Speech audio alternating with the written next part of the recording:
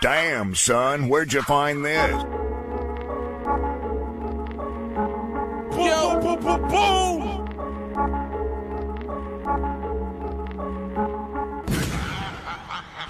Suck a gun, every talent suck. I will.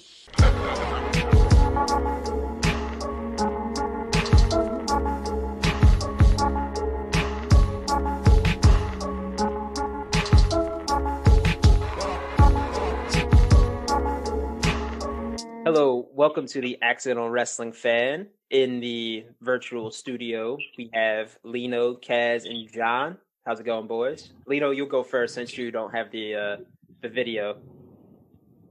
It's going good. I'm excited. WrestleMania is only like 2 weeks away, I think. I think it's something like that. It's super late this year, so and my time-space continuum is still all off because of the pandemic. But I know it's right around the corner, and I'm very excited. And Fastlane was good. I just got caught up on it.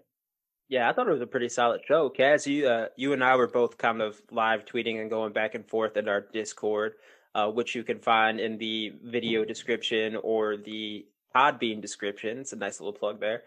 You and I were going back and forth on Twitter, Kaz, and I thought it was a pretty solid show. What, Fastlane? Yes. Yeah, it was pretty good. Really, the only thing that was just Jesus Christ was the Orton Fiend thing. That's bad.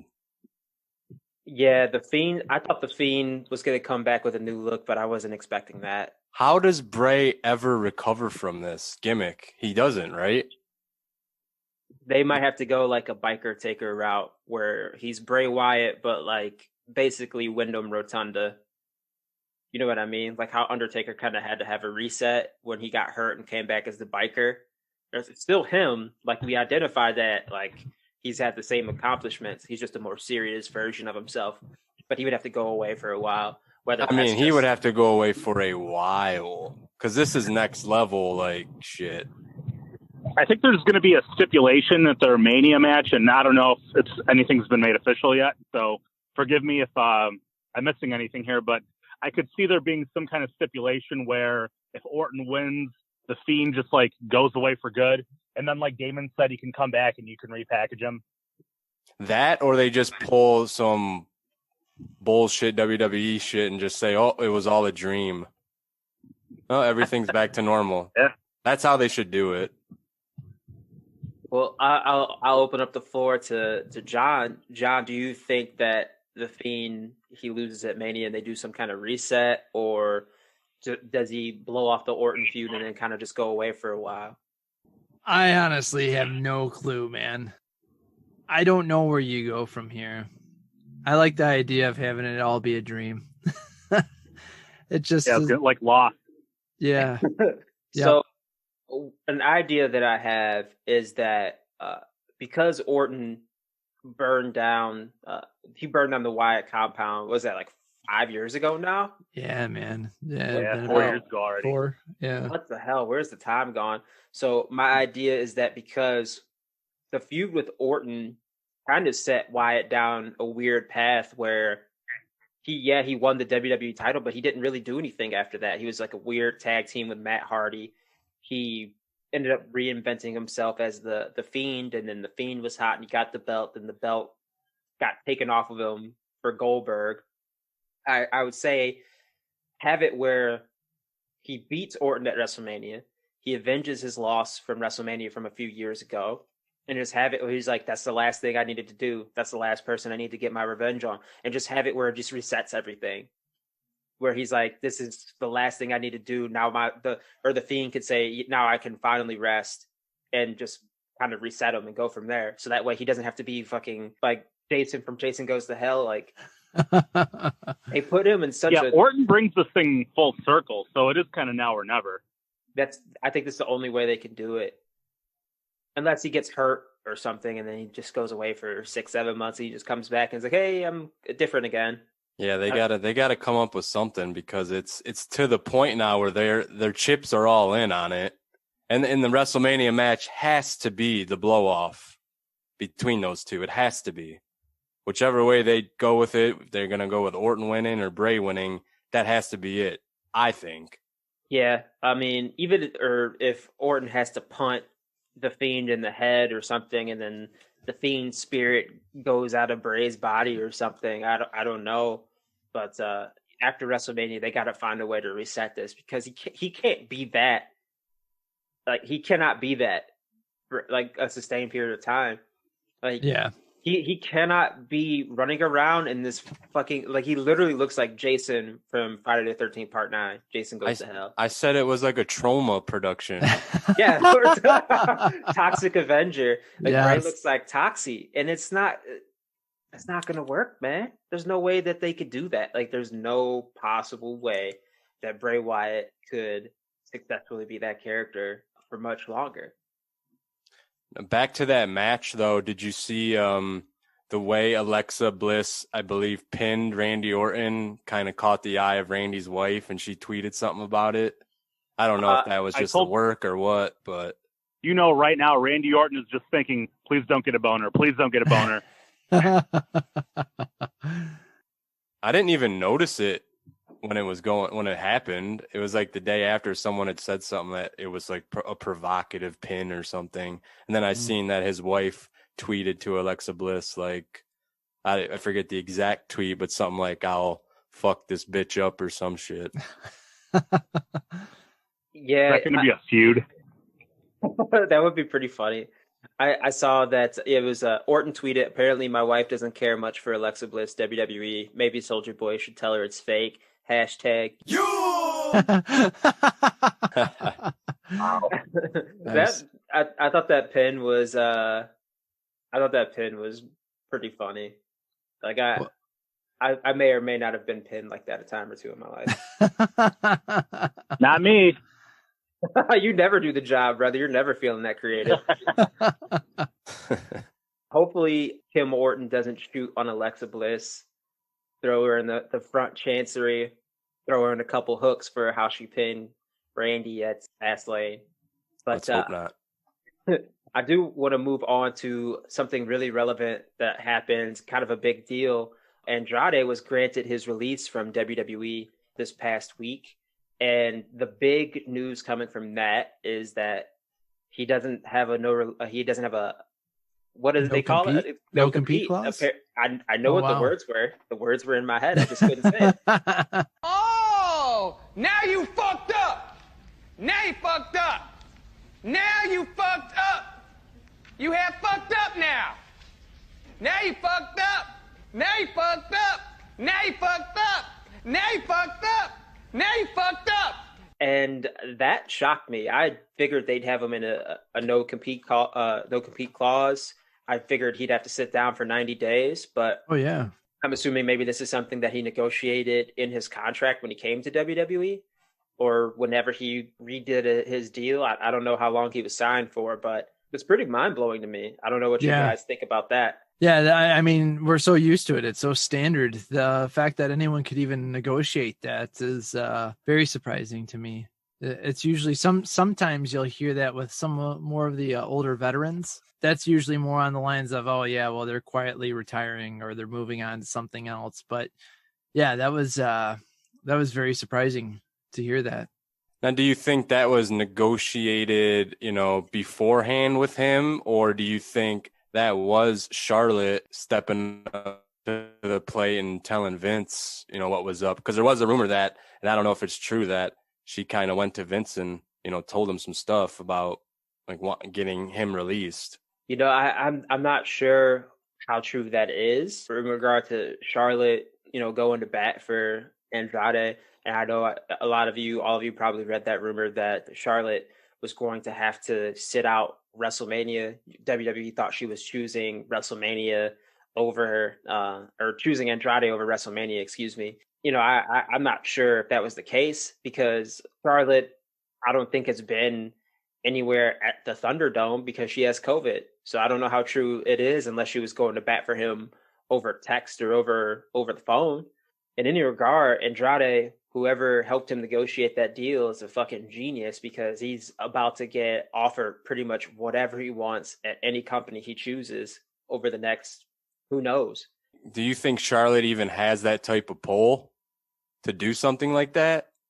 To actually go up to Vince and say, it's either me or, you know, if you want me, you're gonna, you know, release Andrade, or we're both gone, or something like that. Maybe. I don't know if she does. I mean, I know, you know, she's got the connection with Rick being her dad, and she's their most decorated woman. But with all of that being said, I don't know if they would put her on the status of like Stone Cold or John Cena or anyone like that. But even then, we've seen Stone Cold have his problems in the past and have very public disputes with Vince McMahon where he's walked out and things like that. So, you know, I'm sure WWE, if Charlotte was trying to play hardball or do something that made them feel like she wasn't trying to play ball with them, I'm sure they would say, fuck it, we're just going to move on from her. We've seen them do it with Stone Cold. So I don't know. Yeah, but in like today's landscape, I feel like Vince wouldn't want that to happen and watch them go to AEW. That's a good point. That's a very good point. You know, I don't know if Charlotte would be able to necessarily go to AEW. I don't know if they would want to try to let her be released from her contract. Yeah. Andrade, obviously, they had nothing planned for him if they were just going to release him and let him go. Yeah, I don't know. I don't know exactly how people view Charlotte within WWE's framework, at least how the, you know, higher ups like Vince McMahon. I know she's very important to them, but is she important enough where she said, I'm not doing something unless you let my fiance out of his contract? I don't know if she's got that much sway, but it's a very interesting situation though. I will say that, because I don't know, like I said, what conversations were had where they said, you know what, let's just let him out of the contract. It's not worth it. Or maybe they learned from past mistakes where they tried to hold people in contracts, like Brody Lee, where he wanted out of his contract and was very vocal about wanting out of his contract, and they were adding time on because of injuries and things like that.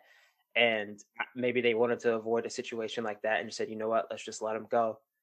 Which is weird to me. I will say that I've never seen a company where someone's like, I don't want to work here. I'm unhappy. Most companies would be like, all right, bye, see ya.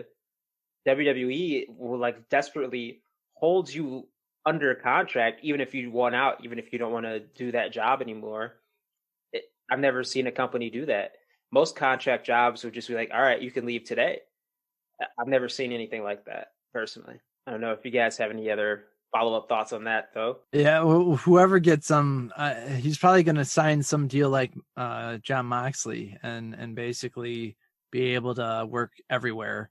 And I think that's going to be more to the benefit of the wrestling fan. So I'm excited to see where it goes. Yeah, and it's like nothing against Andrade, because I think he's a fantastic wrestler and great talent and one of my favorites. But to be honest, he wasn't really used as a top guy when he got to the main roster ever, really. I mean, he won the U.S. title. So in that regard, yeah, Vince probably was just like, yeah, let's just let him go, whatever. We're not even using the guy, like Damon said. Do you think him showing up to AEW would be as big as a Moxley, or not so much? Yes, only because of the fans for AEW. I think you would get a lot of those. But you know, it's no surprise that a lot of those fans are kind of indie fans or really liked the indie scene. So I think he would get a good pop from there. Just depends on what they do with them, right? That's going to be it. I don't know. I don't want him going there. Fuck you, Tony! Yeah, I would like to see him go elsewhere first, you know. I mean, essentially, I could see it. But yeah, I'd like him to actually like go to New Japan or, you know, make more of a presence, maybe be able to still continue to bring up some. Was it what was it? Was he at AAA or CMLL before this? Before WWE? Oh, CMLL, I believe. CMLL, but I will double check that. Wow, I should know these sorts of things. I normally have this kind of information pulled up, but it was CMLL. That's where he made his name as La Sombra. Yeah. So I mean, yeah, either way, I think he's just going to be making some good money for himself. And I'd like to see him go various places. Maybe do a spot or two in AEW, but not same boat. Like I don't want him to be signed right away over there. It just, I don't know. It feels kind of like second rate WWF WCW situation. Like, oh hey, we're just picking up him, and I don't know. But yeah, I think he would be proved popular over there, but not, I don't think it would be gigantic, but I think it would get a good pop. Oh, go ahead, Damon. I was gonna say I don't know if, I mean, I would love to see him wrestle in a number of places. New Japan, he's got a relationship with New Japan. He was the Intercontinental Champion there. He would be a good fit there because he's got a relationship with the LIJ guys, a lot of the New Japan guys. He would be great there. But also Ring of Honor with Roosh and all the guys there, Penny King, Dragon Lee. He's got a relationship with them. I would love to see that as well. But him going to AEW, I think would be cool. I would think it would give them a boost. But you would see people saying, "Oh, AEW signed another WWE guy," because people watch AEW and they see a WWE guy show up there, or someone who just happened to wrestle in WWE, and in their head, they're just like, "Oh my god, another WWE guy." Yeah. They don't factor in the fact that this person has had this rich and historic career for years and years before that.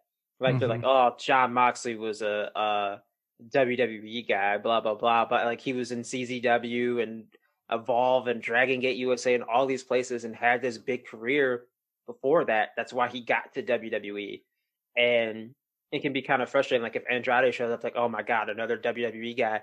He was only in WWE, let's see, like 6 years, but the dude had been wrestling and was a huge star in Mexico before that for almost 14 years, 15 years, something crazy like that.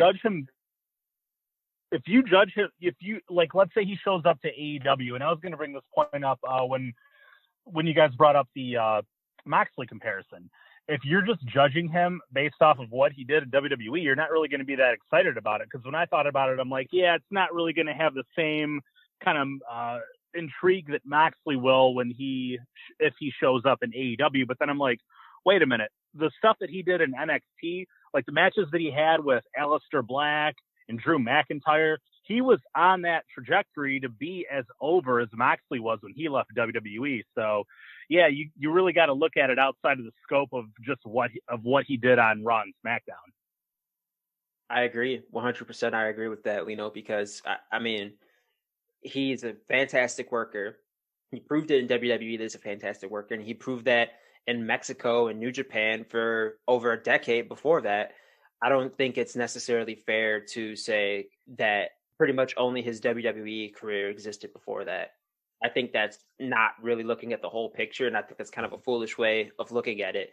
If anyone in AEW has ever wrestled in WWE, are they a WWE guy? Like, what makes you a WWE guy? Yeah, right. Like, do these, like, the people that say that, do they think Matt Seidel's a WWE guy because he was a tag team champion? John Silver? Yeah. John Silver, yeah. Alex Riddles, do they think the fucking Young Bucks are WWE guys because they appeared in a couple squash matches and a couple segments? Are they WWE guys? Or just because you signed a contract there and wrestled there for a couple of years? Let's completely disregard the 10, 12 years that you spent making your name in ROH and Dragon Gate and all that. Just because you went to WWE, you're automatically a WWE guy. Like, just imagine completely disregarding the body of work someone's had just because they signed a WWE contract and wanted to go to AEW. That's kind of a foolish line of thinking. I think it's more or less the bad taste it leaves in people's mouths, how these wrestlers were used in WWE. You know what I mean? Like, Andrade had all this talent. He gets to the main roster and they just don't know what to do with the guy. And it's sad at the end of the day because WWE, let's face it, it is the cream of the crop. It's in my eyes, at least, it's the top of the mountain as far as wrestling companies go.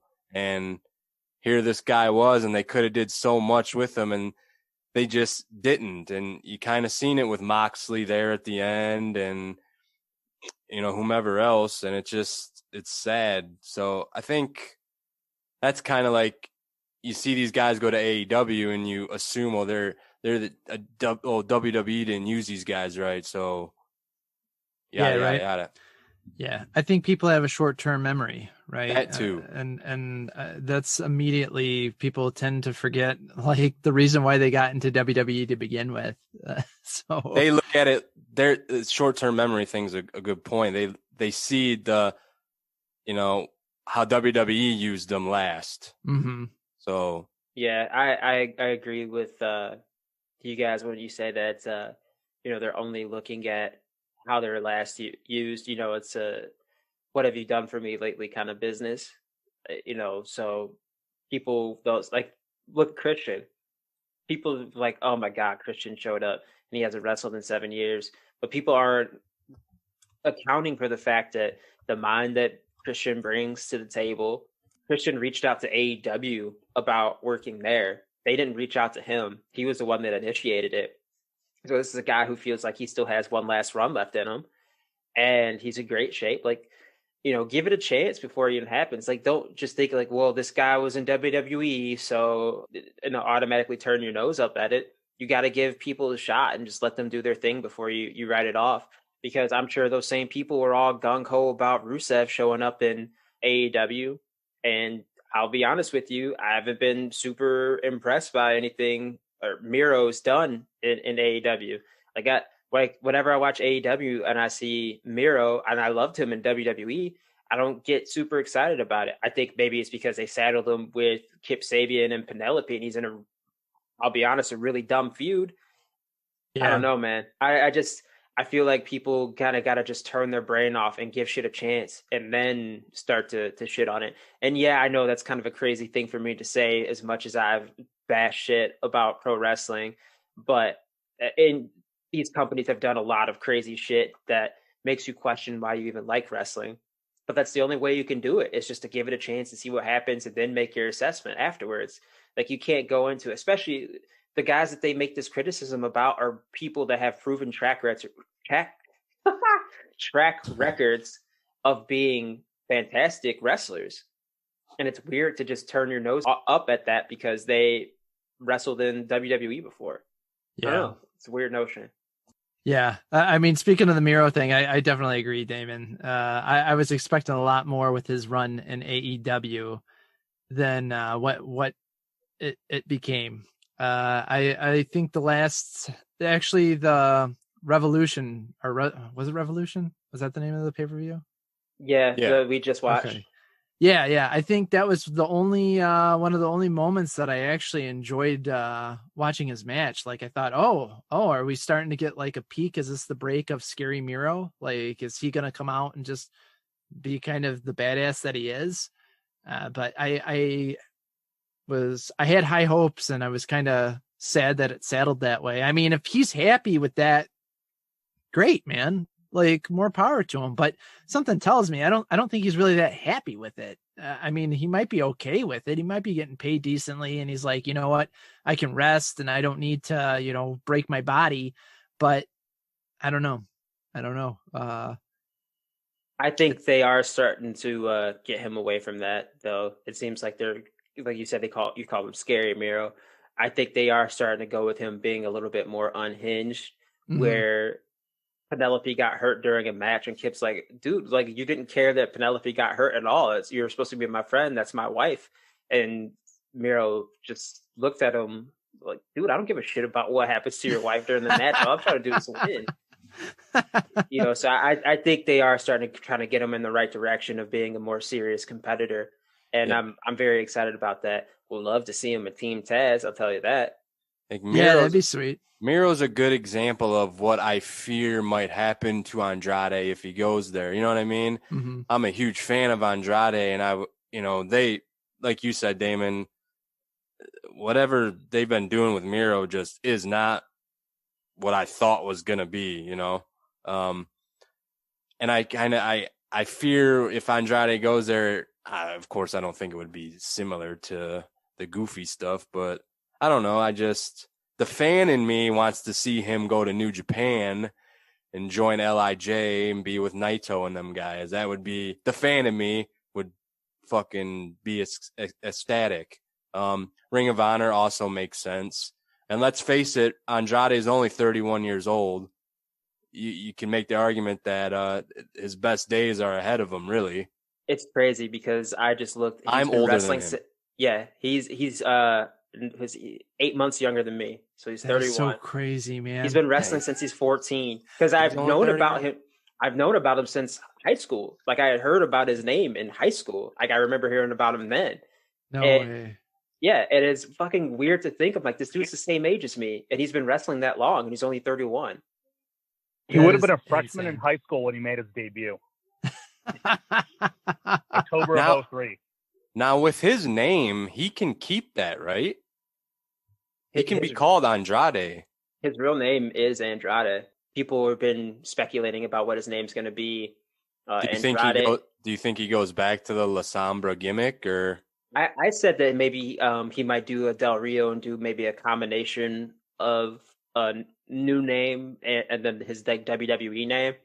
I was thinking maybe he could be like Andrade La Sombra, or maybe they might use the more masculine version of it. Maybe he'll be like Andrade El Sombre or something like that. Andrade El Idolo is one of the names that people kind of kicked around. I think Andrade might stay, but he might add something else onto it.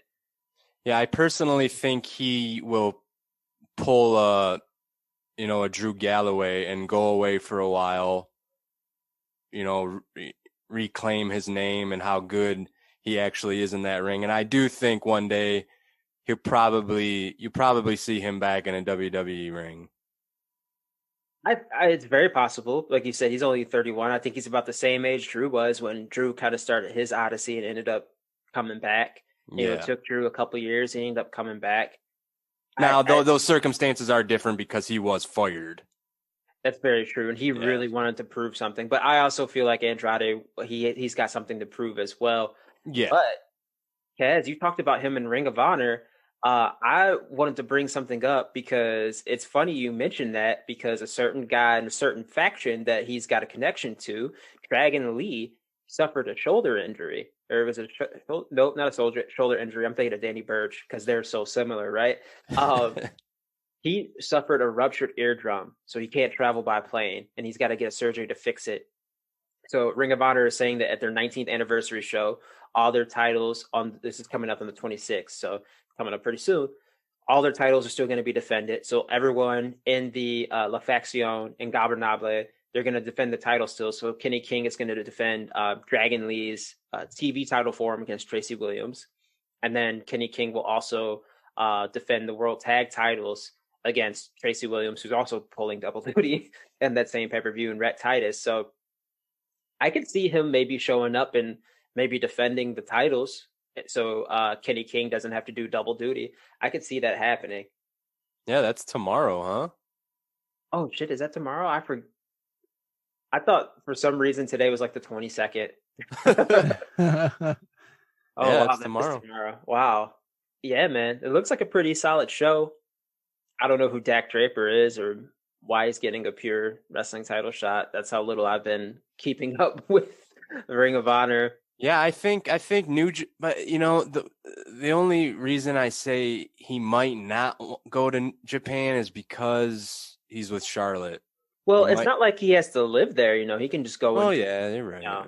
That's kind of what makes me think that he'll kind of have an open contract, basically. He'll just be him traveling around wherever. I wouldn't be surprised if we saw that. Yeah, I think that he is going to move around a little bit. I think that he's going to wrestle a lot of different places. Like, I would be surprised if he did a one-off in AEW, but maybe didn't necessarily stay there for a long period of time. I would love to see him bounce around and wrestle all kinds of different places and really kind of do what Del Rio did, but just not be as much of an asshole as Del Rio was and hold people up for money in no-show events. Yeah, right. Yeah, I kind of wish the Revival would have done that. Yeah, right. I thought that's what they were going to do. I think COVID screwed up a lot of plans that people had as far as Yeah. wrestling goes. Yeah. Like Chris Dickinson showing up in New Japan Strong, I feel like he was probably already going to be like in New Japan properly. Like I thought that a lot of new people were going to show up in New Japan to be cycled in. Like I thought they were going to bring in some more foreign talent from the States and go to New Japan. I think that the Impact versus AEW kind of rivalry, I feel like that would have probably been bigger than what it's been if COVID hadn't happened. I feel like COVID's kind of put a weird, kind of a weird twist on everything. Hopefully, all that stuff starts to happen this summer. Hopefully, knock on wood. Yeah, right. Please get vaxxed up. It's crazy how COVID made Florida like the wrestling capital of the world. Because I mean, now you got WWE, AEW, TNA, all in that same little area. Is Impact running in Florida again? Oh wait, no, they're in Tennessee, right? They're Yeah, owned like by a Canadian headquarters. company. Yeah, but yeah, I they actually don't know where been they do the shows. I was gonna say they were doing the shows, I believe, in Windsor, so or at least around that area. I shouldn't say Windsor, but Ontario anyway. So That's got to make things even more difficult then. Yeah, because it's got to be hard for people to go there, and you know, COVID's making everything so hard to get there. Let's see. I'm trying to find. yeah, right. Yeah. Uh-oh. My internet connection is unstable. They were recording some stuff in Tennessee, but this was back in April of last year, so I don't know where they're recording things now. But yeah, Florida is the wrestling capital of the world for now, or at least the wrestling capital of the United States. Yeah, right. Isn't that weird? It's kind of weird to think. I mean, it makes sense, but yeah, Florida is still the South and it's warm. It makes sense because like the South will always kind of be like, when I think of the South, I think of wrestling. Wrestling, you know what I mean? right? Yeah, exactly. Yeah. I was gonna say it's like I always think of Vegas with MMA, right? Like Yeah. Vegas is just like boxing, MMA, like combat sports in general. Yeah, right. I think of somewhere anywhere in the South really for Florida or for wrestling. Like Yeah. I think of Does one particular state or city come to mind? Atlanta. Yeah, I was just about to say Atlanta. Yeah, I would say Georgia. Georgia Memphis. or Memphis. Yeah. Up there. There's so many. I guess you could make a case for, you know, Dallas. You could make a case for Yeah. North Carolina. You could make a case for. There's a lot. There's a lot in the South. That's why I just kind of think of it. For me, like, and it's maybe just because I grew up mostly watching WWF, WWE. For me, the first city that really comes to mind is New York, because that's where the Garden is. And when I think of like Mecca Pro Wrestling, for me, it's still the Garden. Even though I know, you know, they do like house shows now at the Garden when there's no pandemic going on. But still, for me, that's the first one that comes to mind. Yeah, you know, if it wasn't, gosh, because I mean, New York, yeah, definitely was in my thoughts, but I don't know. Nowadays, everything just goes south, literally, not in a negative way. Literally and figuratively. Oh, he went there. Pew, pew, pew. Yeah, it is kind of strange how it just ends up that way, but I don't know. I know now with things slowly opening back up, will we say the same thing in a couple of years? Maybe. Who knows? But yeah, I'm with you, Damon. Like immediately Atlanta comes to mind, and it's just weird. Another evolving evolution of wrestling and where things go. Evolving evolution. Are you trying to? I'm trying to just throw out pay-per-view generic names, and I'd say you try to plug NXT's possibly, sort of, maybe happening second show. Yeah, right. Yeah, yes, exactly. We'll see. Before we wrap up this very short episode, compared to what we've been putting out, have they said anything about what was going to happen with the NXT Evolve? Are they doing that? I read rumors that they taped some shows, and even made up a belt, but I don't know what happened. Oh wow, I didn't hear about the belt thing. I heard about the shows, but yeah, I haven't heard anything further. Yeah, I haven't heard anything. I got to get back into wrestling shape so I can be an extra on one of these. Hell yeah, man. I mean, I can't wait for. I mean, wrestling's happening in this area, but I mean, I can't wait to actually be comfortable enough to go to wrestling shows because I miss live wrestling, and I miss obviously hanging out with you guys and talking bullshit about wrestling. It hasn't really been the same since COVID's happened, but we're trying to make the most of it, trying to keep it as fun as possible. Even though I know some weeks it seems like we absolutely despise pro wrestling. But I promise you, we genuinely love it, and we really, really care about pro wrestling and the future of it. And we're kind of excited to see what happens next. I want to see if Andrade shows up on ROH. I want to see what happens with NXT Evolve. Like, I want to see what happens with all of the happenings in pro wrestling. But we're going to go ahead and wrap it up. Do you guys have anything you want to say in closing? I feel like we all need to say one thing that we're looking forward to in wrestling, just to kind of give out positive vibes. Yeah, positive vibes. I'm looking forward to the Edge Roman Reigns feud. I liked the end of Fastlane, kind of caught me off guard, so I'm excited to see where they go with that. Yeah, it had a ECW kind of vibe to it. Yeah, it did. Yeah, I really liked the finish of that match. I'm really excited for that. Even though it's on a fucking Wednesday and Thursday night, NXT Stand and Deliver, the card thus far has really got my I got a heart on. Let's go. I mean, from what the matches they've announced, God, you're gonna put an eye out with that thing. The matches they've announced so far, I mean, the card looks great. The Escobar Devlin thing from last night, with Shawn Michaels coming out and throwing the ladder in the ring, to kind of an homage to him and Razor unifying the Intercontinental titles.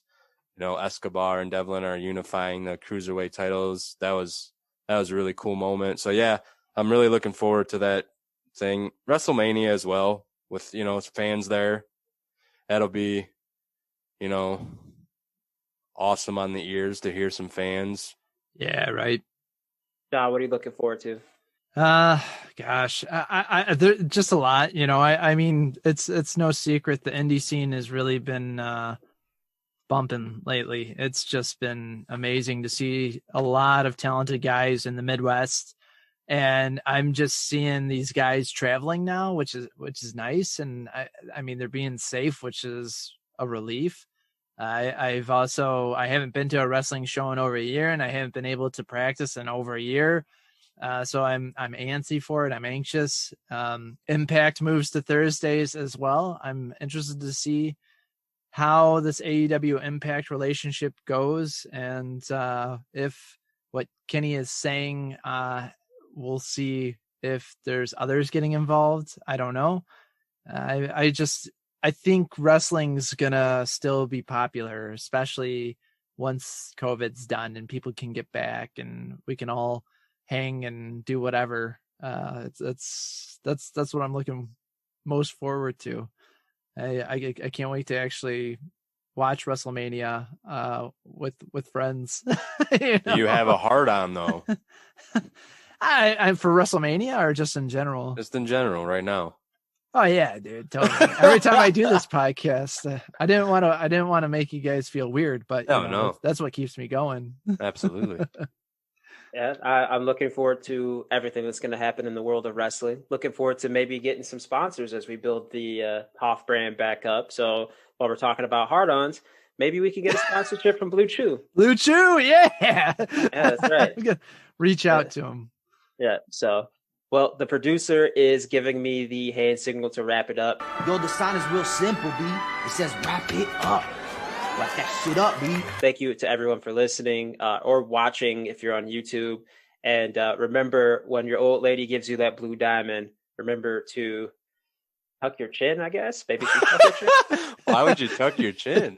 I don't know, man. Things get kind of wild. You saw, I guess, yeah. And Randy Orton, things get kind of hectic in there. Blue diamond. Blue diamond. Oh, that's Cialis, isn't it? No kink shaming. We're gonna ruin that Blue Chew advertisement. God damn.